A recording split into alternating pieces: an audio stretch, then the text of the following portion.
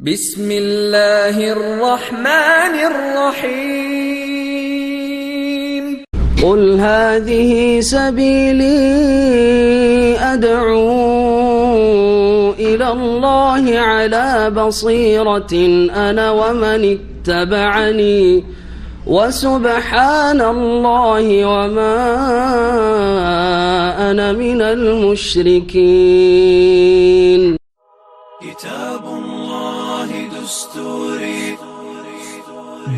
كتاب الله دستوري وخير الخلق أسوتنا بسنته انجلى نوري لهدي الحق أرشدنا. كتاب الله دستوري وخير الخلق أسوتنا بسنته انجلى نوري لهدي الحق أرشدنا. كتاب الله دستوري وخير الخلق أسوتنا بسنته انجلى نوري لهدي الحق أرشدنا. لزمت محاضن القرآن فذكر الله يسعدنا. عرفنا إخوة الإيمان وللأخيار صحبتنا. تميزنا بكل الفن وتجمعنا محبتنا وصدق. السلام عليكم ورحمة الله وبركاته.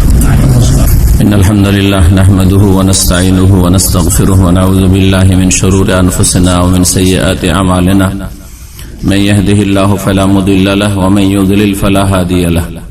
وأشهد أن لا إله إلا الله وحده لا شريك له وأشهد أن محمدا عبده ورسوله صلى الله تعالى عليه وعلى آله وصحبه وسلم تسليما كثيرا. أما بعد فأعوذ بالله من الشيطان الرجيم. الرحمن على العرش استوى. সম্মানিত দিনী মাতৃমণ্ডলী, মহান আল্লাহর সমস্ত প্রশংসা যে আল্লাহ রাব্বুল আলামিন তার আরশের উপর সমস্ত সৃষ্টি জগতের আসমান জমিন সবকিছুর ঊর্ধ্বে সমুন্নত। তিনি তার আরশে সমুন্নত থেকে সমস্ত সৃষ্টির যেখানেই সেসব সৃষ্টির অবস্থান হোক না কেন সম্মুখ খবর রাখেন এবং সবকিছুই তার পরিবেষ্টনীতে রয়েছে। সবকিছুকে, এই সমস্ত সৃষ্টিকে আল্লাহ রাব্বুল আলামিন রিজিক দান করেন এবং সবকিছুর হায়াত মওত, সৃষ্টির সবকিছুর মালিক। সালাত এবং সালাম নাযিল করেন মুহাম্মদুর রাসূলুল্লাহ সাল্লাল্লাহু আলাইহি ওয়াসাল্লামের উপর, যিনি এক দাসীর ঈমানের পরীক্ষা করেছিলেন। জিজ্ঞেস করে যে আইন আল্লাহ, সহিহ মুসলিমের হাদিস রয়েছে, আল্লাহ কোথায়? সেই দাসী মুসলিম কি মুসলিম না, এর পরীক্ষার জন্য দুটি প্রশ্ন করেছিলেন। আল্লাহ কোথায়? ওই মেয়েটি দাসী বলেছিল ফিস সামাই, তিনি আকাশে, অর্থাৎ আকাশের, সমস্ত আকাশের ঊর্ধ্বে, আরশে সমুন্নত। আর আরশ আসমান জমিন সবকিছুর ঊর্ধ্বে আল্লাহ রাব্বুল আলামিন। দ্বিতীয় প্রশ্ন করেছিলেন ওমান আনা, আমি কে? তখন উত্তরে সেই মহিলা বা সেই মেয়েটি বলেছিল, দাসী, আনতা রাসূলুল্লাহ সাল্লাল্লাহু আলাইহি ওয়াসাল্লাম, তুমি রাসূলুল্লাহ বা আপনি আল্লাহর রাসূল সাল্লাল্লাহু আলাইহি ওয়াসাল্লাম। নবী সাল্লাল্লাহু আলাইহি ওয়াসাল্লাম ওই দাসীর মালিককে, মনিবকে বলেছিলেন সেই সময়, যে মনিব চাইছিল ওই মেয়েটিকে স্বাধীন করতে, আতিকহা ফাইন্নাহা মুমিনাহ, এই মেয়েটিকে স্বাধীন করে দাও কারণ এটি হচ্ছে ঈমানদার। সুতরাং তাকে স্বাধীন করার ফজিলত আরো বেশি রয়েছে, তার গুরুত্ব আরো বেশি রয়েছে। যদিও মুমিন যদি নাও হয়, তারপরও যদি কোনো ব্যক্তিকে, নারী বা পুরুষকে দাসমুক্ত করা হয়, তার ফজিলত রয়েছে। আজকের বিষয়বস্তু হচ্ছে আল্লাহ রাব্বুল আলামিন তার আরশে সমুন্নত, সমস্ত সৃষ্টি জগতের ঊর্ধ্বে। এই বিষয়টি আকীদা ওয়াসিতিয়ায় 3 বার করে এসেছে। একবার কোরআন কারীমের আয়াতের আলোকে, যেখানে 7টি আয়াত উল্লেখ করেছেন শাইখুল ইসলাম ইবনে তাইমিয়া রাহিমাহুল্লাহ, যেটা এই কিতাবের আকীদা ওয়াসিতিয়ার যে শারহ বা ভাষ্য আল্লামা শেখ সালেহুল ফাওজান হাফিজাহুল্লাহ তাআলা তার 99 পৃষ্ঠায় রয়েছে। আর তারপরে রাসূলুল্লাহ সাল্লাল্লাহু আলাইহি ওয়াসাল্লামের 3টি হাদিস নিয়ে এসেছেন একবার, যেটা এই কিতাবের 143 পৃষ্ঠায় রয়েছে। আর তারপরে আরেকবার আলোচনা করেছেন তিনি তার বক্তব্যের মাধ্যমে। ইবনে তাইমিয়া রাহিমাহুল্লাহ তিনি নিজের বক্তব্য পেশ করেছেন, সেটা এই কিতাবের আকীদা ওয়াসিতিয়ার শারহ বা ভাষ্যের 163 পৃষ্ঠায় 3 জায়গায় রয়েছে। এই 3টি বিষয় নিয়ে আমাদের কিন্তু আলোচনা হয়ে গেছে। আমাদের আকীদা ওয়াসিতিয়ার যে ধারাবাহিক দর্শ বা আলোচনা চলছে তার 22টি পর্ব অলরেডি হয়ে গেছে, তাই না? আজকে 23তম পর্ব। আজকে নতুন একটি আলোচনা, যেটা কোরআন কারীম কালামুল্লাহ এই সম্পর্কে রয়েছে, সেটা আগামী সপ্তাহে ইনশাআল্লাহ হবে। আজকে হবে এই বিষয়টি, যে বিষয়টি নিয়ে ভারত, বাংলাদেশ, পাকিস্তানে জনগণ তো দূরের কথা, আলেম সমাজের মধ্যে ভ্রান্তি রয়েছে, দলালাত রয়েছে, গুমরাহি রয়েছে। আল্লাহ রাব্বুল আলামিন কোথায় বলা যাবে না, কোন দিক বলা যাবে না, আল্লাহ রাব্বুল দিক থেকে মুক্ত আশারি মতবাদ। এবং এতে সাধারণ আলেম সমাজ নয়, বড় বড় আলেমদের বিভ্রান্তি হয়েছে, যাদের নামে অনেকে প্রতারিত, যাদের লিখনিতে বেশ কিছু ভালো বিষয় থাকায় তাদের যে বড় বড় আকীদার ত্রুটিগুলি রয়েছে সেগুলি চোখের আড়ালে চলে গেছে বা ঢেকে রেখে দেওয়া হয়েছে, বা সেগুলিকে মনে করা হচ্ছে যে হক, সেগুলিকে মনে করা হচ্ছে হক। সেটা কি? বাতিলটাকে ভুলটাকে সহি, বাতিলকে হক, হ্যাঁ, মিথ্যাকে সত্য মনে করা হচ্ছে। সুতরাং এসব ভ্রান্ত আকীদা থেকে সতর্ক করা ফরজ। এই জন্য এই বিষয়টি আজকে আরো স্পষ্ট করব। আকীদা ওয়াসিতিয়া থেকে প্রথম, আর তারপরে প্রসিদ্ধ একটি তাফসীর রয়েছে, যেটা সহিহ সুন্নাহ ভিত্তিক তাফসীর নয়। অনেক আকীদার বিভ্রান্তি যে তাফসীর রয়েছে, সেই তাফসীর থেকে সে মুফাসসিরের, যেই তাফসীরের ক্ষেত্রে অনেকেই মানুষকে উৎসাহিত করে থাকে বিভ্রান্তির কারণে, নিজেই ভুল বুঝে আছে ইসলাম, যার ফলে বলে যে আপনার অমুক তাফসীর পড়বেন, ওয়াজ মাহফিলে এসে বলে। সেই তাফসীরে এই ধরনের মারাত্মক আকীদাগত মাসলা মাসাইল নাই, জামিন জোরে নাচতে, রফেদিন করবো না, হাত কোথায় বাঁধবো, এগুলি মাসলা নয়, এগুলি সুন্নাহর মাসলা, বরং আকীদার সমস্যা, একেবারে কোরআন এবং সুন্নাহ বিরোধী আকীদা। সাহাবায়ে কেরাম, তাবেঈন, তাবা তাবেঈন, আইম্মায়ে আরবা এবং মুহাদ্দিসিন কেরামদের যে সালাফে সালেহিনদের আকীদা, সেই আকীদার একেবারে বিপরীত আকীদা, ভ্রান্ত আকীদা। কিন্তু এমন ভাবে ভুলের প্রচার হয়েছে যে জনগণ মনে করে যে এটাই তো ঠিক, এটা তো ঠিক, আল্লাহর জন্য দিক বলা যায়। কেউ বললো আল্লাহ সর্বত্র বিরাজমান, কেউ বললো আল্লাহ কলবে কলবে, হ্যাঁ, যত কলব তত আল্লাহ, যত কল্লা তত আল্লাহ, হ্যাঁ, সবকিছুতেই বিরাজমান, ইত্যাদি ইত্যাদি। এইরকম বহু গুমরাহি কথা ছড়িয়ে আছে। এইসব গুমরাহি থেকে সতর্ক যদি না করা হয় আর মানুষ যদি ফিরে না আসে, তো বড়ই গুমরাহির মধ্যে অন্ধকারে থেকে মরে যাবে, আর নাজাত বড় মুশকিল হয়ে যাবে। আসুন আপনাদেরকে প্রথম আকীদা ওয়াসিতিয়া থেকে শোনাই, পৃষ্ঠা নম্বর 99। বলছেন শেখ সালেহুল ফওজান হাফিজাহুল্লাহ তাআলা, ইমাম ইবনে তাইমিয়া রাহমাতুল্লাহ আলাইহি যে আয়াতের কালেকশন গুলি, তার উপর একটা করে তিনি অধ্যায় কায়েম করেছেন, হ্যাঁ, হেডলাইন। সেটা হচ্ছে ইসবাতু ইস্তিওয়াইল্লাহি আলা আরশিহি, আল্লাহর আরশে সমুন্নত থাকার প্রমাণ। আল্লাহ তার আরশে সমুন্নত এর প্রমাণ। পুরা দর্শ করবো না, কারণ পুরা দর্শ হয়ে আছে, 7টি আয়াতের ব্যাখ্যা, তাফসীর এবং কি বলতে চাই সব বলা আছে। পর্বটা 11 নম্বর পর্ব, একাদশ পর্ব, 11 নম্বর পর্বে বিস্তারিত আলোচনা আছে।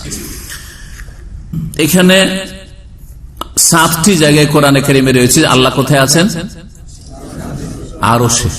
আল্লাহ কোথায় আছেন, আরশে। এই 7টি আয়াতের একটি আয়াত সূরা আরাফে, প্রথম সূরা আরাফের আয়াত নম্বর 54, তারপরে সূরা ইউনূসের আয়াত নম্বর 3, সূরা রাদের আয়াত নম্বর হচ্ছে 2, সূরা তাহার আয়াত নম্বর 5, আর রহমান আলাল আরশে ইস্তাওয়া যে আয়াতটি, সূরা ফুরকান আয়াত নম্বর 59, সূরা সাজদার আলিফ লাম মিম সাজদা বলছেন আল্লাহুল্লাযী খালাকাস সামাওয়াতি, যেটাকে সূরা সাজদা বলা হয়, সেটাকে এখানে আলিফ লাম মিম সাজদা বলেছে। সূরা সাজদার আয়াত নম্বর হচ্ছে 4, তারপরে সূরা হাদীদের আয়াত নম্বর হচ্ছে 4। এই 7টি আয়াত এখানে উল্লেখ করেছেন ইমাম ইবনে তাইমিয়া রাহিমাহুল্লাহ তাআলা। এবং এই যে ইস্তেওয়া শব্দটি, প্রত্যেকটি আয়াতে ইস্তেওয়া শব্দটি এসেছে। ইস্তেওয়ার অর্থ সম্পর্কে, মানা সম্পর্কে আরবি ভাষাতে এর অর্থ কি হয়, আরবিক টু আরবিক। ইস্তেওয়া আরবি শব্দ, এর আরবিতে কি কি অর্থ হইতে পারে, এই ক্ষেত্রে শেখ সালেহুল ফওজান হাফিজাহুল্লাহ তাআলা বর্ণনা করেছেন ওয়ালাহু ফি লুগাতিল আরাবে আরবাতু মানি। ইস্তাওয়া শব্দটির আরবি ভাষা বা আরবদের মাতৃভাষায় 4টি অর্থ হয়ে থাকে, মানে 4টি প্রতিশব্দ রয়েছে ইস্তাওয়া। একটা হচ্ছে আলা, আলা মানে উপরে হওয়া, সমুন্নত। ওয়ারতাফা, ওর মানে হচ্ছে উঁচা হওয়া বা উপরে হওয়া। ওয়াসায়েদা, আরোহণ করা, চড়া। ওয়াস্তাকাররা, আর সমাসীন হওয়া। ইস্তাকারা মানে কোথাও স্থান গ্রহণ করা, ইস্তাকার কোথাও স্থির হওয়া। এই 4টি অর্থ বলছেন ওয়াহাযিহিল মানিল আরবাতু তাদুরু আলাইহা তাফাসিরুস সালাফ লিল ইস্তিওয়া। এই 4টি যে অর্থ রয়েছে, এই 4টি অর্থের চারিদিকেই ঘুরছে সালাফে সালিহিন, সাহাবায়ে কেরাম, তাবেঈন, তাবা তাবেঈন, স্বর্ণযুগের মানুষ বা উলামায়ে কেরামদের তাফসীর ইস্তিওয়া শব্দের, যা এই আয়াতে কারিমাগুলিতে বর্ণিত হয়েছে। আল ওয়ারিদু ফি হাযিল আয়াতিল কারিমা, এই যে 7টি আয়াত। আল্লাহর আরশ কোথায়? আল্লাহ তো আরশে সমুন্নত, কিন্তু আল্লাহর আরশ কোথায়? আর এক বিদাতি দল কলবে করবে আল্লাহর আরশ। আরে মুমিনের কলবই তো আল্লাহর আরশ। তাহলে তো আবার ফিরে চলে আসলে আরো সব জায়গায়, সবার ভিতরে, আপনার ভিতরে আছে, তাই না? কাফেরের ভিতরে আছে, ওরও কলব আছে। এটা হচ্ছে হুলুলি বা ওয়াহদাতুল ওজুদের আকীদা, এই কুফরি আকীদা বা সুফিদের। সবকিছুতে আল্লাহ। তাহলে আল্লাহ যখন আপনার কলবের ভিতরে আছে, তো কেউ যদি নিয়ত করে যে আমি আল্লাহ মনে করে আমি এই লোকটাকে সিজদা করেছি, তাহলে তো দোষের কথা করলো না, তো আল্লাহকে সিজদা করবো। তোর নিয়ত তো বলছে আল্লাহকে সিজদা করবো। হ্যাঁ, এই আকীদা তো হিন্দু ধর্মের, যে আমরা মূর্তি সবকিছুতেই বিরাজমান, তো মূর্তিতে উপর আল্লাহ আছে। কিছু না দেখে যদি সিজদা করি তো মনটা লাগে না, কিন্তু দেখে যখন সিজদা করবো তো মনটা লাগছে। এই যে হিন্দু ধর্ম, প্রতিমা পূজার ধর্ম, সব ভ্রান্ত আকীদা। এই ছিল আয়াত। এখন হাদিস গুলোতে যাই আমরা। 143 নম্বর পৃষ্ঠাতে দেখেন 3টি হাদিস আছে, যাদের কাছে কিতাব আছে দেখতে পারেন। বলছেন এটা আমাদের আলোচনার 17তম পর্ব ছিল, বা 18 এরকম, 17 এরকম 16-17তে। এখানে 3টি হাদিস নিয়ে এসছেন ইমাম ইবনে তাইমিয়া রাহিমাহুল্লাহু তাআলা। আর শেখ সালেহুল ফওজান অধ্যায় কায়েম করছেন হাফিজাহুল্লাহু তাআলা, ইসবাতু উলুবিল্লাহি আলা খালকিহি ওয়াসতিওয়াহু আলা আরশিহি। আল্লাহ রাব্বুল আলামিনের সৃষ্টির ঊর্ধ্বে হওয়া এবং তার আরশে সমুন্নত থাকা। সৃষ্টির ঊর্ধ্বে আছেন আল্লাহ রাব্বুল আলামিন, সমস্ত সৃষ্টির, আর আরশে সমুন্নত আছেন।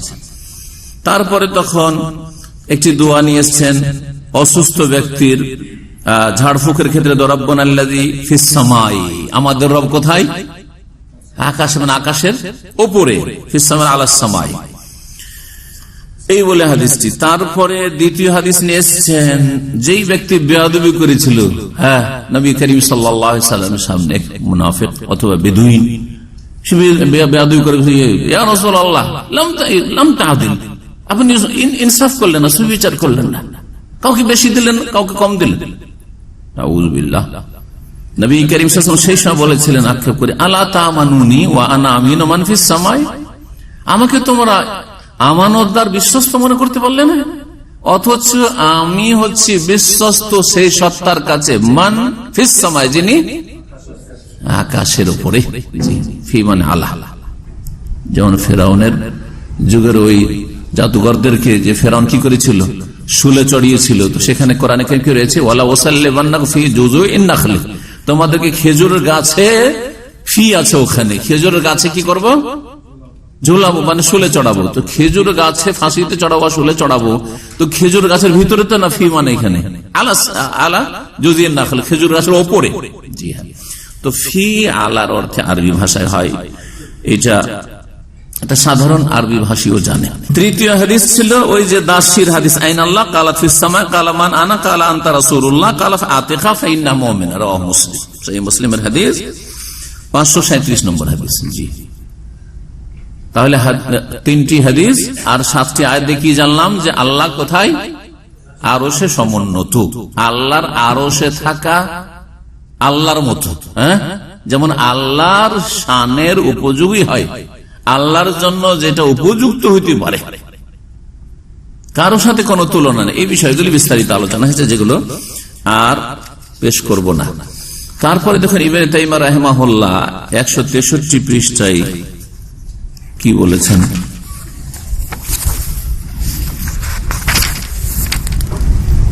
সেখানে আল্লামা সালেহুল ফওজান হাফিজাহুল্লাহ তাআলা তিনি বলছেন, এটা আমাদের 21তম পর্ব, গত সপ্তাহের আগের সপ্তাহের আলোচনাতে ছিল। ওজুবুল ঈমানে বিস্তিওয়াইল্লাহি আলা আরশিহি, আল্লাহর আরশে সমুন্নত হওয়ার উপর ঈমান রাখা ফরজ, ওয়াজিব। ওয়া উলুহি আলা খালকিহি, এবং তিনি তার সৃষ্টির ঊর্ধ্বে, সমস্ত সৃষ্টি জগৎ আল্লাহ সৃষ্টি, যেমন আমরা তেমন 7 আসমান, হ্যাঁ, আরশ কুরসিও আল্লাহর সৃষ্টি, ঠিক না? তো আল্লাহ আরশ কুরসির 7 আসমানের সবকিছুর ঊর্ধ্বে, মানে সৃষ্টির কোথাও ভিতরে না, যে আল্লাহ রাব্বুল চারিদিকে আল্লাহ কোন সৃষ্টি আছে না, আল্লাহ সমস্ত সৃষ্টির ঊর্ধ্বে। ও মাইয়াতে, তার সাথে সাথে আল্লাহ আরশে সমুন্নত, আল্লাহ সমস্ত সৃষ্টির ঊর্ধ্বে, তার সাথে সাথে তিনি তার সৃষ্টির সাথেও। এই মর্মে যে আয়াত এবং দলিল রয়েছে সেটাও আল্লাহর ক্ষেত্রে উপযোগী, আল্লাহর ক্ষেত্রে কোনো দ্বন্দ্ব নেই। সেটা আপনার আমার ক্ষেত্রে দ্বন্দ্ব হতে পারে, কারণ আমরা সৃষ্টি।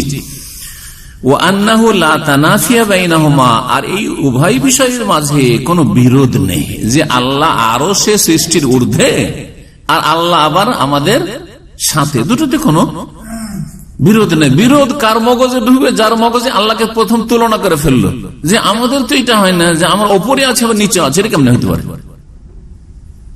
না, আল্লাহর কারোর সাথে কোনো কিছুর সাথে তুলনা চলবে না। এতে বিস্তারিত আলোচনা করেছেন শাইখুল ইসলাম ইবনে তাইমিয়া রাহিমাহুল্লাহ তাআলা। আর শেষখানে তিনি বলছেন যে চন্দ্র তো আমাদের সাথে থাকে, এটাও তো আমরা বলি, অথচ চন্দ্র কত দূরে আছে। তো চন্দ্র আল্লাহর সামনে, আল্লাহর ক্ষুদ্র সৃষ্টি, সেই সম্পর্কে যদি বললেন চাঁদ আমার সামনে, এখানে থাকলে আপনার সাথে, চাঁদ আপনার সামনে, বলছে চাঁদ আমার সাথে, দেশে বাংলাদেশে গেল আমার সাথে, অস্ট্রেলিয়া গেল আমার সাথে, আমেরিকা কানাডা গেল আমার সাথে, এই চাঁদ। অথচ আল্লাহর সামনে আল্লাহর ক্ষুদ্র সৃষ্টি। তো আল্লাহ রাব্বুল আলামিন তার আরশে সমুন্নত সমস্ত সৃষ্টির ঊর্ধ্বে থেকে আপনার আমার সাথে, কোনো বিরোধ নেই এতে।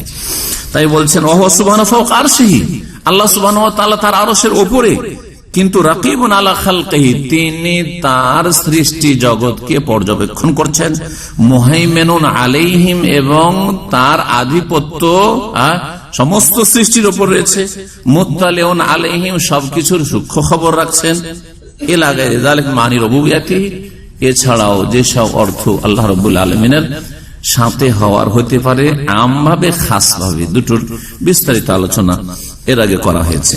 তো এই ছিল আল্লাহ রাব্বুল আলামিন সম্পর্কে। আল্লাহ রাব্বুল আলামিনের আরশ কোথায়? এ কথা বলতে গিয়ে বলা হয়নি। কোথায়?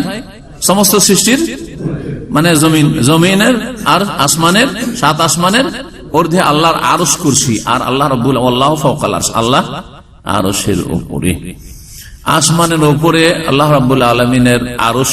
এটা প্রমাণ হলো এই যে হাদিস আব্বুনাল্লাযী ফিস সামাই, তারপরে আমিনতুম মান ফিস সামাই সূরা মুলকে রয়েছে, তোমরা কি নির্ভীক ভয় করো না সেই সত্তাকে, সেই জাতি পাককে, যিনি আকাশের, মান ফিস সামাই, যিনি আকাশের উপরে রয়েছেন। এই ছিল যা আপনারা পড়েছেন এখন পর্যন্ত। প্রায় এই কিতাবের অর্ধেকের বেশি আলোচনা হয়ে গেছে, তাতে একটা গুরুত্বপূর্ণ বিষয়।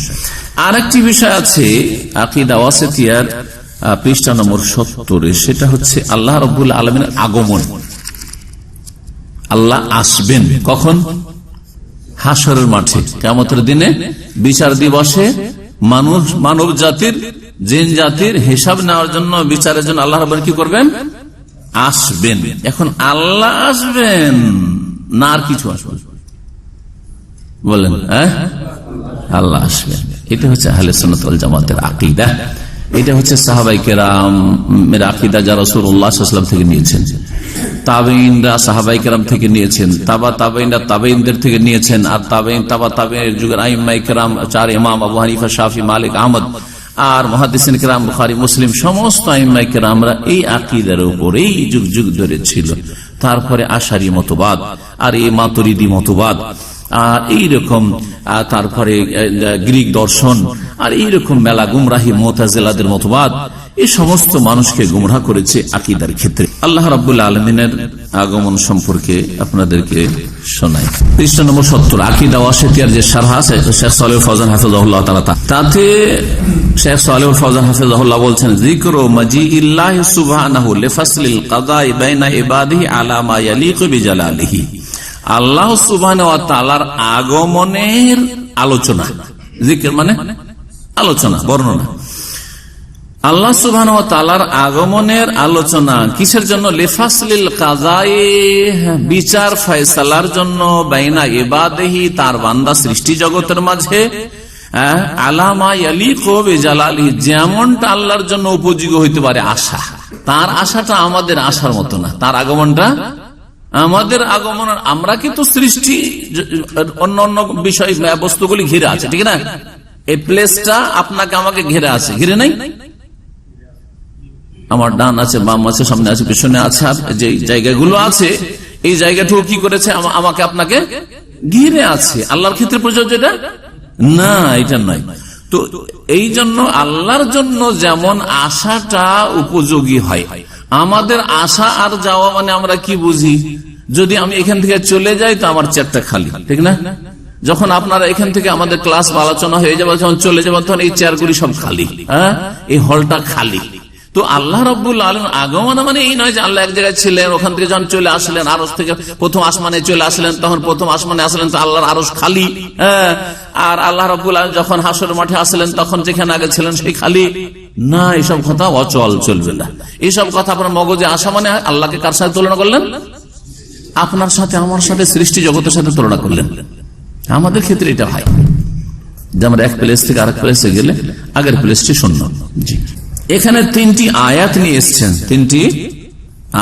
নিয়ে এসছেন ইমাম ইবনে তাইমিয়া রাহিমাহুল্লাহ আল্লাহর আগমন সম্পর্কে। তার মধ্যে একটি আয়াত সূরা বাকারার আয়াত নম্বর 210, কি আছে তাতে? হাল ইয়ানজুরুনা ইল্লা ইয়াতিয়াহুমুল্লাহু ফি যুলালিম মিনাল গামামি ওয়াল মালায়েকাতু ওয়া কুদিয়াল আমরু।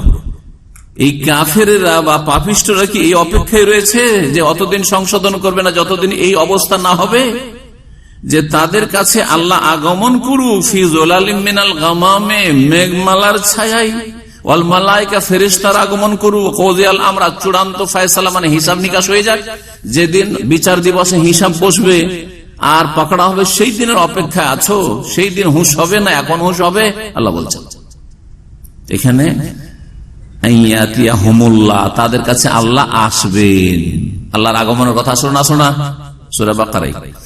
দ্বিতীয় আয়াত হচ্ছে সূরা আনআমের আয়াত নম্বর 158। আল্লাহ বলছেন, হাল ইয়ানজুরুনা ইল্লা আন তাতিয়াহুমুল মালায়েকাতু আও ইয়াতিয়া রাব্বুকা আও ইয়াতিয়া বাযু আয়াতি রাব্বিকা। বলছেন যে তারা কি অপেক্ষায় রয়েছে, কাফের, বিদীন, পাপিষ্ঠরা, যে তাদের কাছে ফেরেশতার আগমন করুক, আও ইয়াতিয়া রাব্বুকা, অথবা হে নবী তোমার রব আসুক, আও ইয়াতিয়া বাযু আয়াতি রাব্বিকা, অথবা এর অপেক্ষায় রয়েছে যে তোমার রবের কিছু নিদর্শন, বড় কিছু চলে আসুক, মানে দাজ্জাল আসবে তখন সংশোধন করবে। পশ্চিম দিক থেকে সূর্য উঠে বড় বড় যখন আলামত লক্ষণগুলি কিয়ামতে চলে আসবে, নিদর্শন, তখন সংশোধন করবে। তখন কোথায় সংশোধন? শেষ।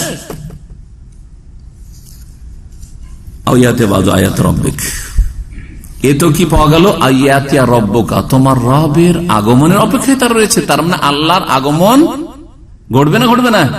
ঘটবে। তৃতীয় আয়াত দেখেন, তৃতীয় আয়াত সূরা ফাজরের আয়াত নম্বর 21-22। মহান আল্লাহ বলছেন, কাল্লা ইযা দুক্কাতিল আরদু দাক্কা, কোশ্চিন কালো তোমাদের এই ধারণা ঠিক নাই যে কিয়ামত হবে না আর আমাদের হিসাব হবে না, জবাব দিতে হবে না। ইদা দুক্কাতিল আরদু দাক্কান দাক্কা, যখন জমিনকে চূর্ণ বিচূর্ণ করে দেওয়া হবে একবারে। ওয়া জাআ রাব্বুকা, এবং তোমার রব যা মানে আগমন করবেন। আতা ইয়াতিয়া মানে আতা ইয়াতি মানেও আশা, আর জাআ ইয়াজিও মানেও আশা। আর তোমার রব আসবেন, ওয়াল মালাকু, আর ফেরেশতা আসবেন, সাফফান সাফফা, সারিবদ্ধভাবে। আল্লাহ রাব্বুল যখন আগমন করবেন বিচার দিবসে বিচার করার জন্য, তখন অসংখ্য ফেরেশতা, অসংখ্য ফেরেশতা, যদি লাখ লাখ বলি ভুল হবে, কোটি কোটি বলি তো ভুল হবে, কারণ ফেরেশতাদের সংখ্যা লাখ লাখ কোটি কোটি, যে ধারণা আমাদের তার চাইতে অনেক বেশি রয়েছে। ওমা ইয়ালামু জুনুদা রাব্বিকা ইল্লা হু, সূরাতুল মুদ্দাসসির আল্লাহ বলেছেন যে তোমার রবের সেনাবাহিনীর সংখ্যা তিনি ছাড়া কেউ জানে না। তো ফেরেশতারা সারিবদ্ধভাবে আসবে, এসে হাজির হবে আল্লাহ রাব্বুল আলামিনের সামনে। এই তিনটি আয়াত কি প্রমাণ করলো? আল্লাহর আগমন আছে। এই সম্পর্কে শেখ সালেহ ফৌজান বলছেন যে শাহিদ মিনাল আয়াত, আয়াত দ্বারা বোঝা গেল আন্নাহা আফাদাত ইসবাতাল মাজি ওয়াল ইতিয়ান লিল্লাহি ইয়াউমাল কিয়ামাতি বিযাতিহি। এই আয়াতগুলি প্রমাণ করলো যে আল্লাহর মাজি মানে আসা, ওয়াল ইতিয়ান আগমন, হ্যাঁ, প্রমাণিত ইয়াউমাল কিয়ামাতে বা সাব্যস্ত কিয়ামতের দিনে। কি রকম? আল্লাহর রহমত আসবে। আল্লাহ আসবেন মানে আল্লাহর রহমত আসবে না, আল্লাহর হুকুম আসবে, আল্লাহর অর্ডার আসবে, আল্লাহর আযাব আসবে। এইসব তাওহীল, এগুলো অর্থের বিকৃতি। আল্লাহর আগমনের কথা বলা হয়েছে বেজাতিহি, সত্তাগতভাবে আসবেন আল্লাহ রাব্বুল। আল্লাহ বলেছেন আসবেন, আসবেন। ইতি আল্লাহ আসবেন, আল্লাহর হুকুম আসবে, আল্লাহর অর্ডার আসবে, আল্লাহর ফয়সালা আসবে, এগুলো করার অধিকারটা দিল কে? আপনাকে, আমাকে। আল্লাহ যে সত্তাগতভাবে আসবেন, আলামা ইয়ালিকু বিজালালিহি, যেমনটা আল্লাহর শানের জন্য উপযুক্ত হয়, লিফাসলিল কাযাই বাইনা ইবাদি, তার বান্দাদের মাঝে চূড়ান্ত ফয়সালা বিচার করার জন্য। ওয়া মাজি ওয়া ইতিয়ানহু, আল্লাহর আগমনটা আল্লাহর কর্মগত গুণ। আমরা আলোচনাতে করেছি আল্লাহর গুণ হচ্ছে দুই রকম, একটা হচ্ছে সিফাতে জাতিয়া, সত্তাগত গুণ, আর একটা হচ্ছে সিফাতে ফেলিয়া মানে আল্লাহর কর্মগত গুণ, মানে আল্লাহর এমন গুণ যেগুলো আল্লাহ করেন। হ্যাঁ, আল্লাহর সত্তাগত মানে আল্লাহর সত্তা সম্পর্কে সেসব গুণগুলি বা বর্ণনাগুলি এসছে, যেমন আল্লাহর হাত, আল্লাহর চক্ষু, আল্লাহর চেহারা, মুখমণ্ডল আছে না নেই? তো এগুলি হচ্ছে আল্লাহর জাতি সিফাত। এই আকীদায়ে ইমাম ইবনে তাইমিয়া রাহিমাহুল্লাহ, এই আকীদায়ে ইমাম ইবনুল কাইয়্যিম তার ছাত্র, তাই কালা ইবনুল কাইয়্যিম ওয়াল ইতিয়ান ওয়াল মাজি ওয়াল মুদাফ ইলাইহি সুবহানাহু নওয়ান, এই সম্পর্কে আলোচনা করেছেন। যাক, আর বেশি আলোচনা যাচ্ছে না, কারণ যথেষ্ট সময় হয়ে গেছে। এখন আমরা আকীদা ওয়াসিতিয়াতে যা জানলাম, দুটি বিষয় জানলাম। একটা হচ্ছে আল্লাহ আরশে সমুন্নত, সমস্ত সৃষ্টির ঊর্ধ্বে। হ্যাঁ, তাহলে আরশ কোথায়? সমস্ত জমিন, আসমানের, সাত আসমানের উপরে। দ্বিতীয় যে বিষয়টি জানলাম যে আল্লাহ আসবেন কখন? বিচার দিবসে বিচার করার জন্য, হিসাব নেওয়ার জন্য, ইয়াউমুল কিয়ামা, হাসরের মাঠে। আল্লাহর জন্য যেমনটা উপযুক্ত হয় এই বিষয়গুলি। এখন একটি তাফসীর থেকে আপনাদের শোনাবো, যে এই তাফসীর সম্পর্কে আপনাদেরকে অনেকে বিভ্রান্ত করে থাকে। এখন শুধু তাফসীর পড়বেন দুইটা, একটা তাফসীর হচ্ছে তাফহিমুল কোরআন, আর এক তাফসীর হচ্ছে ফি জিলালিল কোরআন। এই যে অনেকে বলে থাকেন ওয়াইজ বক্তারা, এই তাফসীর গুলোর দশা দেখেন। জি, তাফসীরে আকীদাগত ভুল আছে, তাফসীরে আকীদাগত ভুল আছে। অন্তরটা সোজা করে সুস্থ মস্তিষ্কে বোঝার চেষ্টা করুন। একটু আগে বললাম যে আল্লাহ রাব্বুল আলামিন কোথায় আছেন? হ্যাঁ, আকাশের ওপরে আরশে, তাই না? সূরা মুলকের আয়াত নম্বর 16-তে কি আছে? একটু পড়লাম আয়াতটি, আমিনতুম মান ফিস সামাই আন ইয়াখসিফা বিকুমুল আরদা ফাইযা হিয়া তামুর। তোমরা কি নির্ভীক হয়ে গেছো সেই সত্তাকে বলে, সেই আল্লাহকে বলে যিনি আকাশে রয়েছেন। তিনি কোথায় রয়েছেন? স্পষ্ট আয়াত, আন ইয়াখসিফা বিকুমুল আরদা, যে তোমাদের পৃথিবীকে, জমিনকে ধসে দেবেন। আল্লাহ ইচ্ছা করলে জমিনকে ধসিয়ে একবারে নিশ্চিন্ন করে দিতে পারেন। তোমরা একটু ভয় করো না? এই জমিনে তোমরা পাপ করছো, পাপে ডুবে আছো। এই হচ্ছে আয়াত। এই আয়াতের তাফসীর করতে গিয়ে সৈয়দ আবুল আলা মওদুদী রাহিমাহুল্লাহ গাফারা লাহু এবং তার বিভ্রান্তি থেকে বাকি যারা বেঁচে আছে তাদেরকে যেন আল্লাহ রাব্বুল আলামিন নাজাত দান করেন, ফিরে আসার তৌফিক দান করেন, আর তিনি যে আমল নিয়ে চলে গেছেন নেক আমল কবুল করেন, আর ভুলগুলি আল্লাহ মাফ করে দেন, কারণ ইচ্ছা করে উনি ভুল করেননি। ভুলের শিকার হয়েছেন, মানুষ ভুলের ঊর্ধ্বে না। কিন্তু সবচেয়ে বড় সমস্যা যে মাসলা ফিকহি মাসলা মাসাইলের ভুল নয়, আকীদাগত ভুল, যার ফলে তারপরেও বলবো যে তিনি একজন মুসলিম এবং দিনের অনেক খেদমত করেছেন, কিন্তু আকীদাগত ভুল, সেই জন্য সতর্ক করা ফরজ আর আপনাদের ফিরে আসা ফরজ। যেখানে ফিকহি মাসলাতেও যদি হক স্পষ্ট হয়ে যায় ফিরে আসা ফরজ। তারপরে বলবেন যে একটা সুন্নতি নাই ছুটলো, কিন্তু এটা সুন্নত ছুটাছুটির ব্যাপার নয় যে একটা সুন্নতি না হয় ছুটেছে, এই সুন্নতের নেকিটা না হয় কমেছে, না এরকম বিষয় নয়। সুতরাং একটু ঠান্ডা মেজাজে বোঝার চেষ্টা করেন যে এই ভুলগুলি কত বড় ভুল আর এগুলি থেকে ফিরে আসা কত বড় ফরজ। টিকা নম্বর 25 আমি আপনাদেরকে শোনাবো উর্দু তাফসির থেকে, কারণ বাংলা তাফসির আমার কাছে সবগুলি নেই, যদিও এক দুটো তো ফিমেল কোরআনের ছিল, কিন্তু উর্দুগুলি সবগুলি আলহামদুলিল্লাহ এক ভাই জাযাহুল্লাহ খায়র তার কাছে ছিল, সবগুলি দিয়ে গেছেন। শেখ তৌসিফুর রহমান হাফিজাহুল্লাহ তাআলা, পাকিস্তানের যে ভালো একজন উর্দুর দায়ী, তিনি সবগুলি কিতাব 25-30টা কিতাব আমাকে দিয়ে গেছেন। আর সবগুলিতে সুবিধা করা আছে কি ওনার এইটুকু কাজ করা আছে যে পাতা নম্বর গুলি দিয়ে উনি শুরুতে রেখে দিয়েছেন, এখানে পাতা নম্বর গুলি দেওয়া আছে, আমাকে শুধু পাতা নম্বরটা দেখতে হবে, আপনাদের পড়ে শুনাইতে হবে, সুবিধা হয়েছে। জি, বাংলা নিয়ে আসলে এক তো পড়ার জন্য লম্বা একটা সময় ব্যয় করতে হবে, খুঁজি আর না হয় গোটাটাই এপার থেকে ওপার পড়ে শেষ করতে হবে, আর তারপরে আপনাদের সামনে তারপরে সেই কিতাবগুলি নিয়ে আসা এখানে, আর এইরকম যেগুলিতে এই আকীদাগত ভুল ভ্রান্তি আছে সেই কিতাবগুলি এখানে নিয়ে আসাও হচ্ছে বেআইনি, আইন বিরোধী কাজ। এই জন্য উর্দু থেকে পড়ে শোনাচ্ছি আর তার বাংলায় তর্জমা করে দেবো। উর্দু থেকে পড়াতে একটা ফায়দা আছে যে উর্দু হচ্ছে অরিজিনাল কিতাব মাওলানা মওদুদীর, বোঝা গেছে না? তিনি উর্দু ভাষায় লিখেছেন, তিনি আরবি ভাষার কোন স্কলার ছিলেন না, উর্দু ভাষায় কিতাব লিখেছেন। তার মাতৃভাষা উর্দু ছিল, তার সাহিত্যিক ভাষা উর্দু ছিল, তার লেখাপড়ার ভাষা উর্দু ছিল। ভারতের মানুষ পাকিস্তান হিজরত করেছিলেন। জি হ্যাঁ, তো বলছেন এই আয়াতের তাফসীর, আয়াত কি শোনাইলাম? আমিনতুম মান ফিস সামাই, তোমরা কি নির্ভীক ভয় করো না সেই সত্তাকে যিনি আকাশে রয়েছেন। এখানে শুনেন উনি কি বলছেন। বলছেন টিকা নম্বর 25 इसका ये मतलब नहीं है कि अल्लाह ताला आसमान में रहता है। এই আয়াতের অর্থ এটা নয় যে আল্লাহ আসমানে আছেন, বুঝা গেছে না? बल्कि ये बात इस लिहाज से फरमाई गई है कि इंसान फितरी तौर पर जब खुदा से रुजू करना चाहता है, খোদা আল্লাহকে খোদা বলা এটাও আপত্তিকর, কারণ 99টির নামের কোন একটি নাম খোদা না। তো আমাদের দেশে যে হুজুররা খোদায় তালা আর খোদা অন্ধ, এটাও একটা বিদাতি কথা, তারপরে চলে আসছে আমাদের, এখন পর্যন্ত চালাচ্ছে বিদাতি হুজুর, বিদাতি আলেম আর কোরআন সুন্নাহ অনুসারে আলেমের মাঝে এটা একটা পার্থক্য, যে আমরা জীবনেও খোদা বলবো না, খোদা হাফেজ না, কি বলবো? আল্লাহ হাফেজ। কোরআনে কারীমে খোদা হাফেজ আছে না আল্লাহ হাফেজ আছে? ইয়াকুব আলাইহিস সালাম ফাল্লাহু খায়রুন হাফিজান ওয়া হুয়া আরহামুর রাহিম, ছেলেদেরকে বলছে ফাল্লাহু খায়রুন হাফিজান, আল্লাহ উত্তম হেফাজতকারী। আমাদের অনেক ভাইয়েরা অনেক কিছু শিখার পরও আচ্ছা যাচ্ছি ভাই খোদা হাফেজ, কেন খোদা হাফেজ? হ্যাঁ, আল্লাহ বলতে কষ্ট লাগছে নাকি আপনাকে? বদ অভ্যাস কেন আপনাদের? জি হ্যাঁ।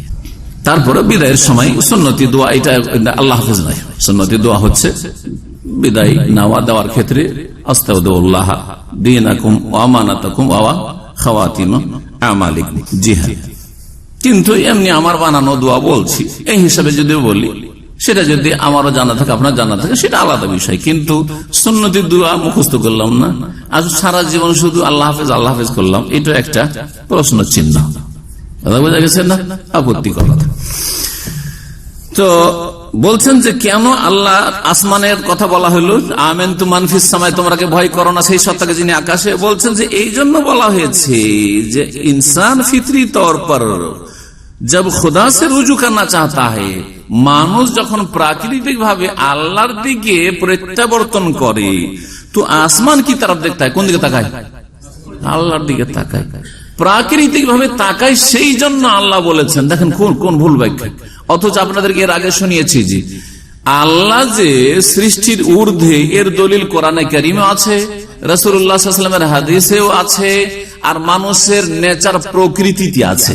এটা হলো দলিলুল ফিতরা। আমাদের প্রকৃতিতে একটা দলিল আছে কি, যে আমাদের নেচারটা কোন দিকে যায়, আল্লাহকে খোঁজার জন্য উপরে। এটাই দলিল যে আল্লাহ উপরে আছে। কিন্তু উনি উল্টে দিচ্ছেন, বলছেন না না, আল্লাহ উপরে নাই, বরং মানুষের প্রকৃতি উপর দিকে যায়, সেই জন্য আল্লাহ মানুষের অনুযায়ী বলেছেন। কিভাবে উল্টে দিলেন, গোলমাল করে, তাই না? কিন্তু এই গোলমালগুলি কি সাধারণ মানুষ বুঝবে? তফসির পড়তে বলছেন ভুল তফসির। दुआ मांगता है तो आसमान की तरफ हाथ उठाता है, दुआ चाहे तখন কোন দিকে হাত উঠায়? आकाशेर दिखे उठाए। किसी आफत के मौके पर सब सहारों से मायूस होता है तो आसमान का रुख करके खुदा से फरियाद करता है। যখন সবকিছু থেকে নিরাশ হয়ে যায় যে আমি নিরুপায় হয়ে গেছি, তখন কোন দিকে? আকাশের দিকে চেয়ে কি করে? खुदा से फरियाद करता, আল্লাহর কাছে কি করে? ফরিয়াদ করে। कोई नागहानी बला आ पड़ती है, कोई बाला मुसीबत असले तो कहता है ये ऊपर से नाजिल हुई है। যদি বালা মুসিবত আসে তাহলে আমার ওপর থেকে কি হয়েছে? বালা মুসিবত নাজিল হয়েছে। গैर मामूली तौर पर हासिल होने वाली चीज के मुताल्लिक कहता है ये आला बाला से आई है। অসাধারণ কিছু নিয়ামত যদি পায়, কি করে আপনি এত দূর এগিয়ে গেলেন বা এটা পেলেন? বলছে উপরের দান। হ্যাঁ বলে না? এই জন্য বলেছে আল্লাহ আসলে উপরে টুপরে না, কিন্তু যে মানুষের প্রকৃতিটা এটা রাখা আছে, সেই জন্য বলা হয়েছে এই আয়াতে। अल्लाह ताला की भेजी हुई किताब को कुतुबे समावी आसमानी किताब कहा जाता है। आसमानी किताब বলছি না আল্লাহর কিতাব বলি, এইটাকে মানে না যে আসমান থেকে আল্লাহ নাজিল করেছেন। বলছে এটা কেন বলা হয় आसमानी किताब? अल्लाह ताला की भेजी हुई किताबों को कुतुबे समावी या कुतुबे आसमानी कहा जाता है। আসমানি কিতাব বলা হয়, কিন্তু আল্লাহ যে উপরে আছেন আর ওই দিক থেকে নাজিল করেছেন আসমানি কিতাব, ওইটা রাজি না। এই ব্যাখ্যা মানতে রাজি না। দেখেন তারপরে সহিহ মুসলিমের হাদিসটা উনি বর্ণনা করছেন যে আইন আল্লাহ কালা ফিস সামায়ে। বলছেন আবু হুরায়রা की रिवायत है कि एक शख्स एक काली लौंडी को लेकर आया, रसूलुल्लाह सल्लल्लाहु अलैहि वसल्लम की खिदमत में हाजिर हुआ और अर्ज किया कि मुझ पर एक मोमिन गुलाम आजाद करना वाजिब हो गया है, क्या मैं इस लौंडी को आजाद कर सकता हूँ? हुजूर सल्लल्लाहु अलैहि वसल्लम ने इस लौंडी से पूछा अल्लाह कहाँ है? उसने उंगली से आसमान की तरफ इशारा कर दिया। तो এটা তো স্পষ্ট দলিল যে আল্লাহ কোন দিকে আছে। তারপরে মানতে আছেন যে ইশারা করলে এটা তার প্রকৃতিতে আছে, তার মানে তার বিশ্বাস আছে আল্লাহর উপর। বাস, আল্লাহ উপর দিকে না, আসলে উদ্দেশ্য এটা যে আল্লাহ উপর দিকে আছে, তার বিশ্বাসটা প্রমাণিত হলো যে আল্লাহর প্রতি বিশ্বাস আছে। আশ্চর্যের কথা। তাহলে কি করলেন? আল্লাহর আসমানের উপরে থাকা আর আল্লাহর আরশে থাকা, এই বিষয়গুলিকে তিনি কি করলেন? এখানে উড়িয়ে দিলেন। জি হ্যাঁ, আরশ। জি হ্যাঁ, যদি আয়াত আর সূরা জানেন না তাহলে বাংলাতেও এটা খুঁজে পাওয়া যাবে, কিন্তু এগুলো খুঁজাতে বেশি পরিশ্রম করবেন না। কারো যদি সন্দেহ হয় আমার কথাতে, তখন তিনি খুঁজবেন। আর বাকি না, এই বই তাহলে আমি পড়ি না, আপনার শ্রম ভুল পথে করবেন না। আপনার সহি আকীদা শিখতে অনেক বাকি, আপনার সহি কিতাব আকীদা আমল জানার ক্ষেত্রে, ইলম হাসিল করার অনেক কিছুই বাকি রয়েছে। কি শিখেছেন ইসলামে? সুতরাং এইসব বিদাতি কিতাব পড়ায় সময় নষ্ট করবেন না। এটা ভালো আলেমদের পড়ার জন্য, অথবা কারো যদি সন্দেহ হয় যে কথাগুলি ঠিক কিনা, অরিজিনাল কিতাব একটু চেক করি, তো তার জন্য শুধু ব্যাস। সূরা মাআরিজের তাফসীরে কি বলছেন শুনেন। সূরা মাআরিজে আল্লাহ রাব্বুল কি বলেছেন? তা'রুজুল মালায়েকাতু ওয়ার রূহু ইলাইহি ফি ইয়াউমিন কানা মিকদারু 50,000 সানা। ফেরেশতা এবং রূহ মানে জিবরাইল আলাইহিস সালাম তার দিকে আরোহণ করে, চড়ে। কার দিকে? আল্লাহর দিকে, ঠিক না? আল্লাহর দিকে চড়ে মানে আল্লাহ তাহলে উপরে আছেন। এই যে প্রমাণ হলো কোরআন দ্বারা আল্লাহ উপরে আছেন, এইটারও অপব্যাখ্যা করছেন মাওলানা মওদুদি। টিকা নম্বর 4 বলছেন এই সূরার তাফসীরে যে और अल्लाह ताला के बारे में भी ये तस्वुर नहीं किया जा सकता कि वो किसी खास मकाम पर रहता है। আল্লাহ সম্পর্কে এই ধারণা করাই যাবে না যে তিনি কোন বিশেষ স্থানে আছেন। বুঝা গেছে? তো আরশে আছেন মানে সৃষ্টির ঊর্ধ্বে, এটা বলা তো দূরের কথা, তাসাউর মানে কি? ধারণা, থিঙ্কিং। ধারণা করা যাবে না, क्योंकि उनकी जात जमान और मकान के कोयूल से मुनज़्ज़ा है। আল্লাহর সত্তা কাল এবং স্থান থেকে পবিত্র, কাল এবং স্থান থেকে পবিত্র আল্লাহর জন্য। তাহলে দিক ইশারা করা যাবে না, আল্লাহ ওই দিকে আছে বলা যাবে। এই দুটি বিষয় হলো, তাহলে কি জানতে পারলেন? যে উনি আল্লাহ রাব্বুল আলামিনের আরশে সমুন্নত হওয়া, আর তারপরে আল্লাহ রাব্বুল আলামিনের আসমানে থাকার বিষয়ে তিনি তাবিল করছেন, অপব্যাখ্যা করছেন, বলছেন না না না, আল্লাহ রাব্বুল আলামিনের ক্ষেত্রে বলা যাবে না এরকম। আরেকটি বিষয় কি আলোচনা করলাম, ওয়াজা রাব্বুকা ওয়াল মালাকু সাফফান সাফফা। এই আয়াত, যে আয়াতকে ইমাম ইবনে তাইমিয়া রাহমাতুল্লাহ আলাইহি দলিল হিসেবে পেশ করে সূরা ফাজর আয়াত নম্বর 21 আর 22, তাতে কি আছে? যে রব আসবেন কিয়ামতের দিনে এবং ফেরেশতারা সারিবদ্ধভাবে আসবেন, তাই না? এই আয়াত হচ্ছে আয়াত নম্বর 22। তাই বলছেন আয়াত নম্বর 22-এর তাফসীরে টিকা নম্বর 16 বলছেন আসল আলফাজ হে যা রব্বুকা, বলছেন আসল শব্দ কোরআন হচ্ছে যা রব্বুকা, মানে তোমার রব আসবেন। যদিও মাজি অতীতের সেগা, অতীতের ক্রিয়া, কিন্তু অর্থ হচ্ছে আসবেন। তেরা রব আয়েগা, এই জন্য আগামীতে আসবেন। লেকিন জাহির है, তারপরে শুনে ওনার অপব্যাখ্যা, लेकिन जाहिर है कि अल्लाह ताला की एक जगह से दूसरी जगह मुंतकिल होने का कोई सवाल पैदा नहीं होता। আল্লাহ এক জায়গা থেকে আরেক জায়গায় আসবেন, এটা প্রশ্নই উঠে না। কি বুঝলেন? আবার শোনাবো ওনার ভাষাটা, উর্দু তো বুঝেন আপনারা, তাই না? বলছেন লেকিন জাহির है, আল্লাহ বলছেন যা রব্বুকা, তাই না? বলছেন লেকিন জাহির है, কিন্তু এটা স্পষ্ট कि अल्लाह ताला की एक जगह से दूसरी जगह मुंतकिल होने का कोई सवाल पैदा नहीं होता। আল্লাহ এক জায়গা থেকে আরেক জায়গায় আসবেন এই প্রশ্নই উঠে না। অস্বীকার কিনা? অস্বীকার। আল্লাহ আসবেন না হাসরের মাঠে, দেখেন কি। তাহলে কেন আল্লাহ বলেছেন? বলছেন इसलिए ला महला उसको एक तमसीली अंदाज बयान ही समझना होगा। এটাকে বুঝতে হবে যে একটা আল্লাহ রাব্বুল আলামিন যেন একটা দৃষ্টান্ত পেশ করেছেন। আল্লাহ আসবেন এমন না, আল্লাহ কি করেছেন? একটা মিসাল বা দৃষ্টান্ত, উপমা পেশ করেছেন। কিসের? जिससे ये तस्वर दिलाना मकसूद है, যেটা দিয়ে এই ধারণা দিতে চাওয়া হয়েছে कि उस वक्त अल्लाह ताला के इख्तिदार और उसके सुल्तानी व कहारी के आसार इस तरह जाहिर होंगे। আল্লাহ রাব্বুল আলামিনের ক্ষমতা এবং তার সার্বভৌমত্ব আর তার আধিপত্যের যে প্রভাব, আসার এইভাবে প্রকাশ পাবে যে যেন আল্লাহ হাসরের মাঠে এসে গেছেন।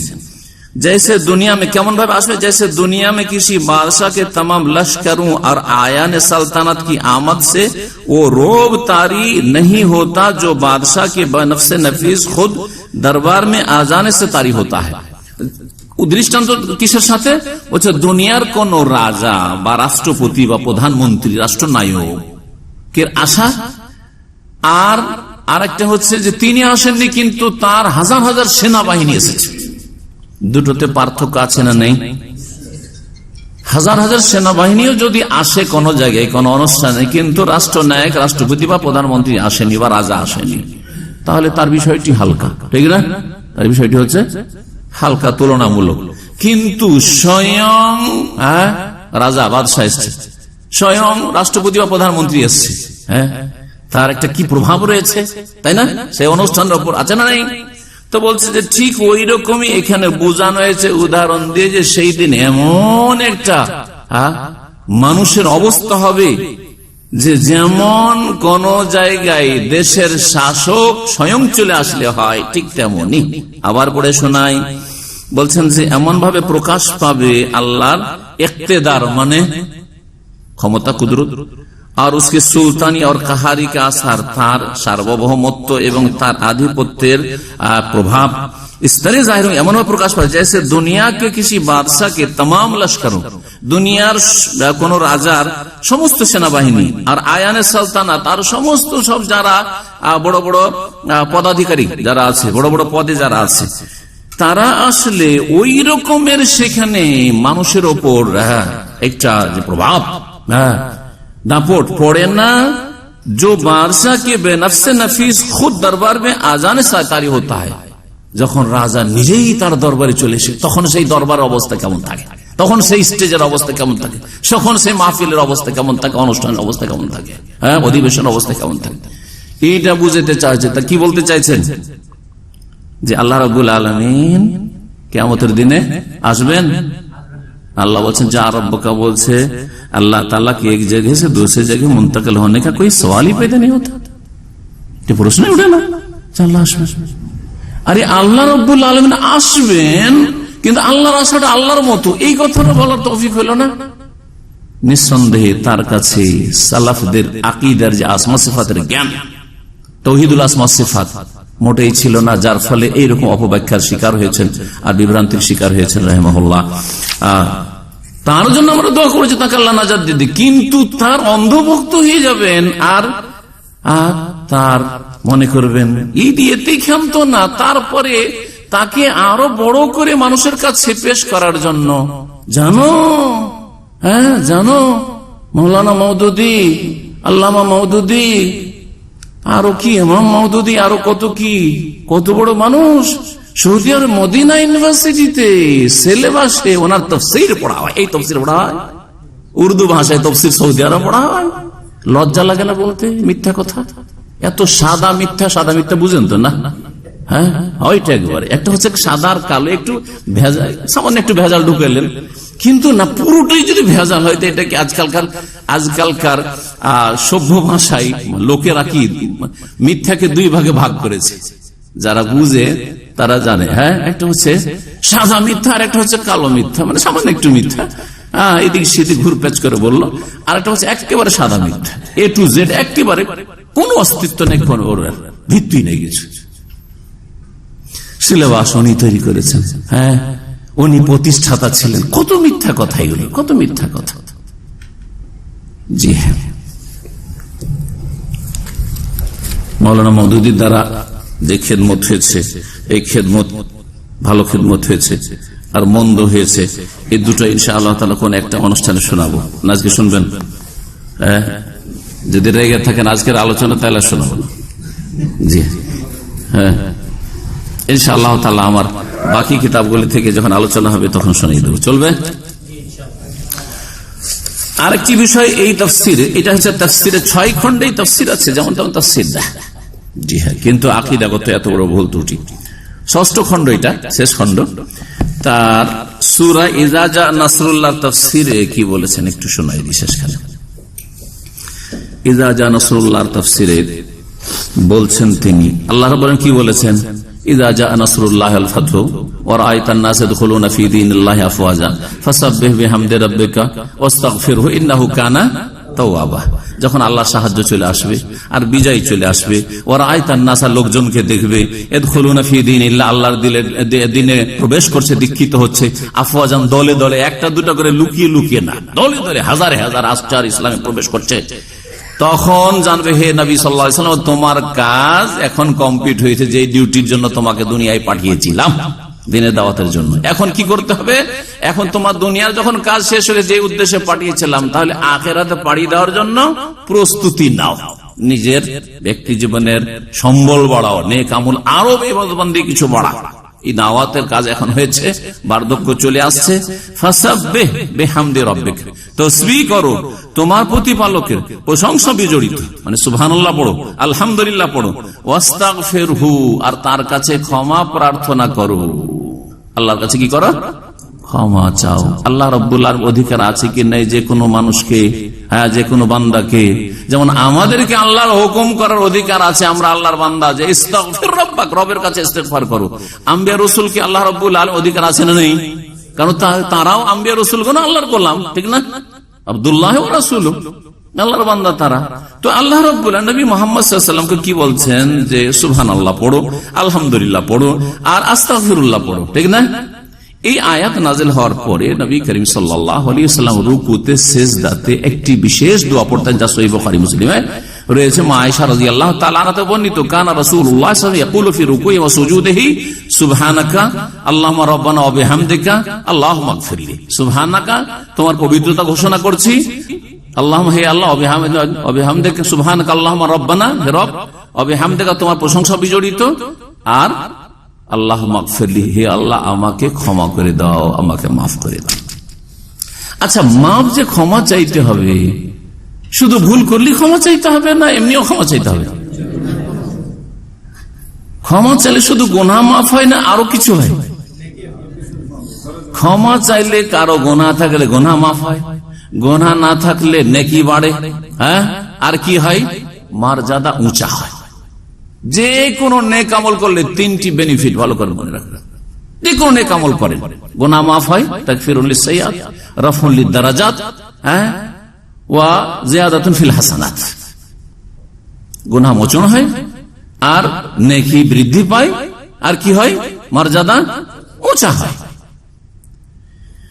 এখন আল্লাহ রাব্বুল আলামিন নবী মুহাম্মদ সাল্লাল্লাহু আলাইহি ওয়াসাল্লামকে যেহেতু বললেন ক্ষমা চাইতে, ইন্নাহু কানা তাওয়াবা, মাওলানা মওদুদী এই সূরার টিকা নম্বর 4 বলছেন, यानी अर्थात अपने रब से दुआ मांगो कि जो खिदमत उसने तुम्हारे सुपुर्द की थी उसको अंजाम देने में तुमसे जो भूल चूक या कोताही भी हुई हो उसे चशमपोशी और दरगुजार फरमाए।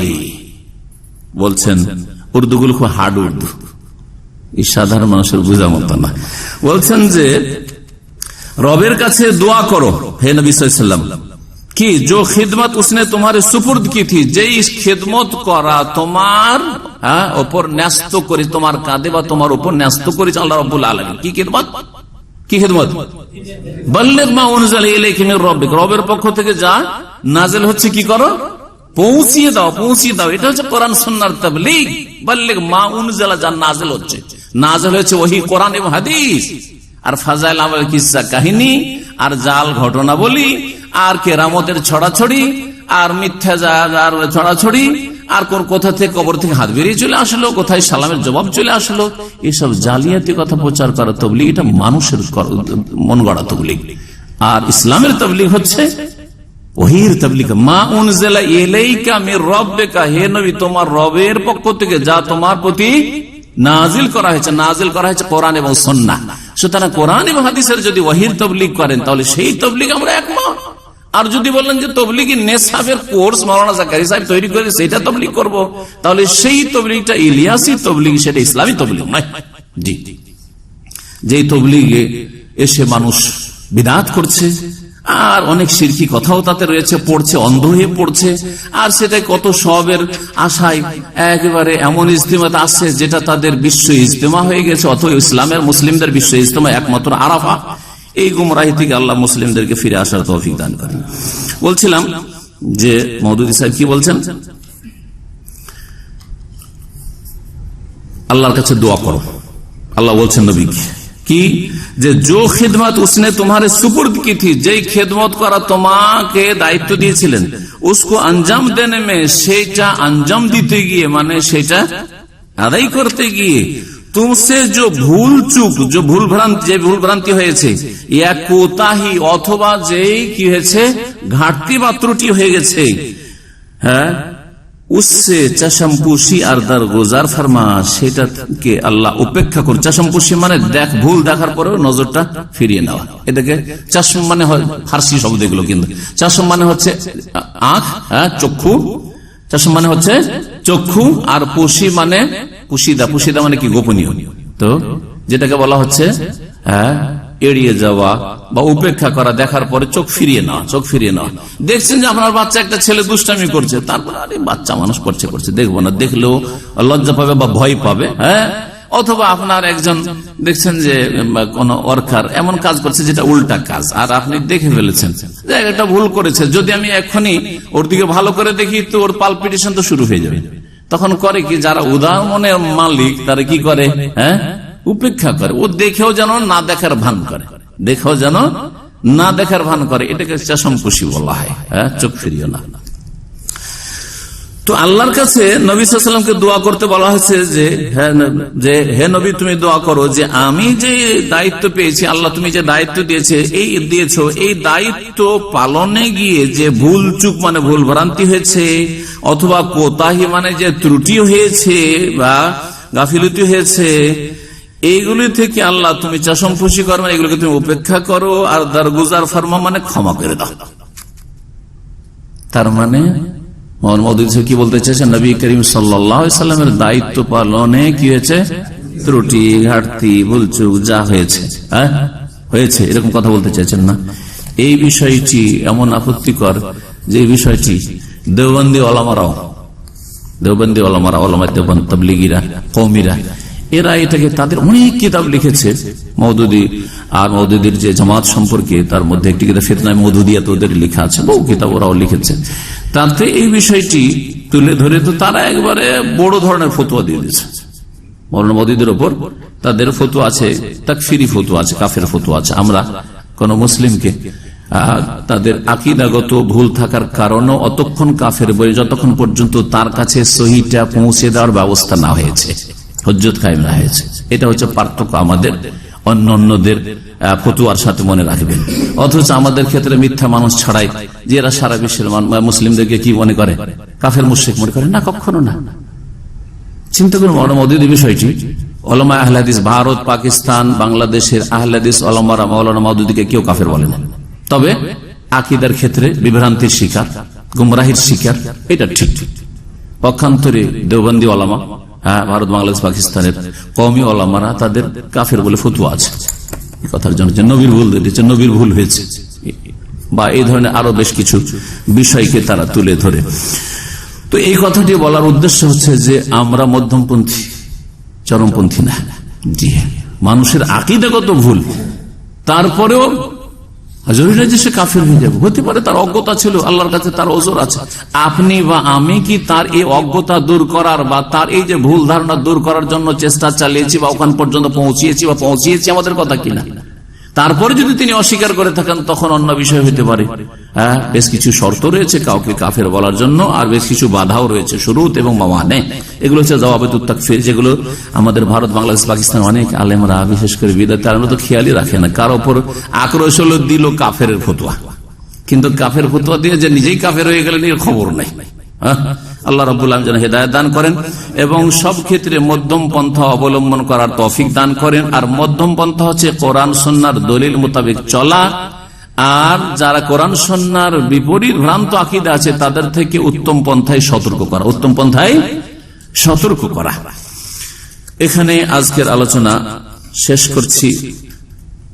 তবে যে কথাটি বললাম যে নবী করিম সাল্লাল্লাহু আলাইহি ওয়াসাল্লামকে আল্লাহ ক্ষমা চাইতে কেন বললেন? মওলানা মওদুদি বললেন যে ত্রুটি হয়েছে, ঘাটতি হয়েছে বা ভুল হয়েছে, তাই না? এই কথা বলার দরকার ছিল না। বলতেন যে কোনো মানুষ, যে কোনো মুসলিম যতই বড় হোক না কেন, বা যে কোনো নবী যতই বড় নবী হোক না কেন, তারপরেও তিনি আল্লাহর বান্দা, সুতরাং তার মর্যাদা উঁচু করার জন্য তিনি ইস্তিগফার করবেন, তার নেকি বাড়াবার জন্য তিনি ইস্তিগফার করবেন। তারপরেও আমরা বান্দা হিসাবে আল্লাহ রাব্বুল সকলেই গোলাম, আনতুমুল ফুকারা ইলাল্লাহ, সবে আল্লাহর মুখাপেক্ষী। সুতরাং আল্লাহর মাগফিরাতের মুখাপেক্ষী যেমন আমরা, তেমন আম্বিয়া রাসূলগণ আল্লাহ রাব্বুল আলামিনের রহমত মাগফিরাতের সবাই মুখাপেক্ষী। নবী মুহাম্মদ রাসূলুল্লাহ সাল্লাল্লাহু আলাইহি ওয়াসাল্লাম কি বলেছেন? ইন্নাহু লা ইয়াদখুলু আহাদুকুমুল জান্নাতা বিআমালিহি। এই হাদিসটা দিয়ে শেষ করছি।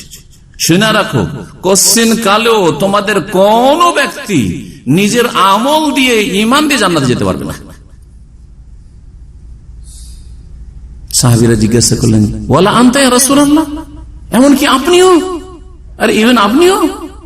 আমরা নয় আমল দিয়ে জান্নাত যেতে পারবো না, কিন্তু আপনি রাসূলুল্লাহ, আপনি সাইয়্যিদুল মুরসালিন, আপনি খাতামুন নবীন, আপনার মাধ্যমে কত লোক হেদায়েত হচ্ছে, আর কত লোক কিয়ামত পর্যন্ত কুফরি আর পাপ থেকে যে হেদায়েত হবে, আপনিও নিজের আমল দিয়ে জান্নাত যেতে পারবেন না?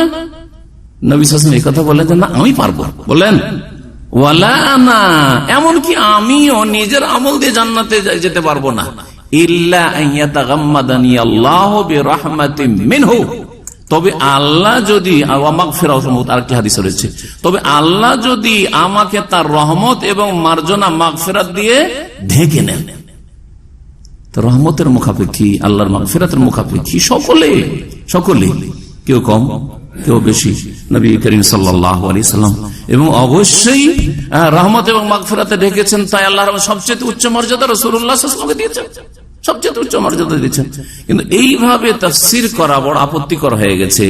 যেটা চিন্তা করুন আপনি, যে নবী সাল্লাল্লাহু আলাইহি সাল্লামের এই ভুল হয়েছে, সে ভুল হয়েছে, সেই জন্য আল্লাহ ক্ষমা চাইতে বলেছেন। না, ভুল না হলেও ক্ষমা চাইতে বলবেন আল্লাহ রাব্বুল আলামিন, ভুল না হলেও ক্ষমা চাইতে বলবেন।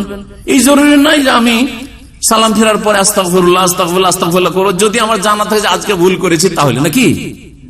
চিন্তা করেন তো আপনি, আমরা করছি না যারা সুন্নতি তরিকায় নামাজ পড়ছি সালাম ফেরার পরে আস্তাগফিরুল্লাহ আস্তাগফিরুল্লাহ আস্তাগফিরুল্লাহ, না আপনাকে দেখতে হবে যে আজকে ভুল করেছি কি করিনি।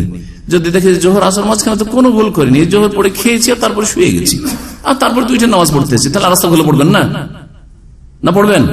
পড়তে হবে। জি হ্যাঁ, তো ঠিক ওই রকমই নবী করিম সাল্লাল্লাহু আলাইহি ওয়াসাল্লামের কি আল্লাহ ইস্তিগফার করতে বলছেন, এর মানে এই না যে নবী সাল্লাল্লাহু আলাইহি ওয়াসাল্লামের ভুল ত্রুটি আমাকে দর্শাইতে হবে বা হইতে হবে, না, অবশ্যই না। তো আল্লাহ রাব্বুল যেন আমাদেরকে হক কথা বোঝার তৌফিক দান করেন এবং হকের অনুসারী হওয়ার তৌফিক দান করেন। আল ভুল ভ্রান্তি থেকে আল্লাহ রাব্বুল মুক্ত হওয়ার তৌফিক দান করেন। যারা দুনিয়া থেকে মারা গেছেন ভুলের উপর আর তাদের সঠিক জিনিস জানার ব্যবস্থা হয়নি, তাদেরকে আল্লাহ যেন মাফ করে দেন। আর যারা এখন বেঁচে আছেন ভুলের উপর, আল্লাহ যেন তাদের ভুল থেকে, বিভ্রান্তি থেকে, দলালা থেকে ফিরে আসার তৌফিক দান করেন। আর যারা হেদায়েতের উপর আছেন তাদেরকে আল্লাহ শুকরিয়া আদায় করার তৌফিক দান করেন যে আল্লাহ আমাকে আপনাকে হেদায়েত দান করেছেন, এবং এর উপর যেন আল্লাহ ইস্তিকামা, অটলতা দান করেন। হতে পারে যে কালকে কোন ফিতনার শিকার হয়ে যেতে পারে, বহু মানুষ, ভালো মানুষ গুমরাহ হয়ে যাচ্ছে। সুতরাং কখন আপনি ভাববেন না যে সহি আকীদা পেয়ে গেছি তো অনেক বড় কাজ করে ফেলেছি। হতে পারে যে আপনার নসিবে বিভ্রান্তি থাকতে পারে। এই জন্য আপনি সব সময় সতর্ক থাকবেন সমস্ত রকমের আকীদা, আমলের, আখলাকের গুমরাহি থেকে, বিভ্রান্তি থেকে, এবং আল্লাহর কাছে দোয়া করো ইস্তেকামার জন্য যে আল্লাহ আমাকে ইস্তেকামা দান করো, অটলতা দান করো, দিনের উপর সাবিত রাখো, অটল রাখো, দিনের উপর প্রতিষ্ঠিত রাখো। এবং রব্বানা লা তুজিগ কুলুবানা বাদা ইয হাদাইতানা ওয়া হাব লানা মিন লাদুনকা রাহমাতান ইন্নাকা আনতাল ওয়াহ্হাব। ওয়া সাল্লাল্লাহু সাল্লাম আলা নবিয়িনা মুহাম্মদ ওয়া আলা আলিহি ওয়া সাহবিহি আজমাইন। كتاب الله دستوري وخير الخلق أسوتنا بسنته